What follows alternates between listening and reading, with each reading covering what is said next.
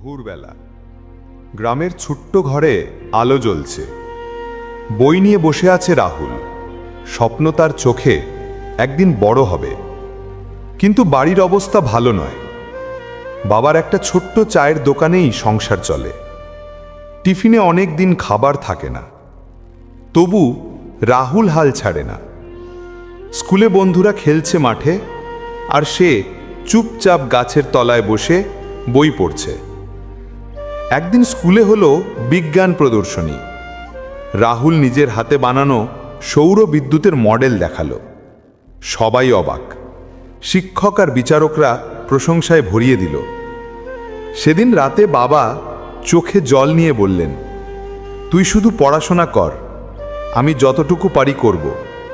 বাবার সেই কথা রাহুলের শক্তি হয়ে গেল।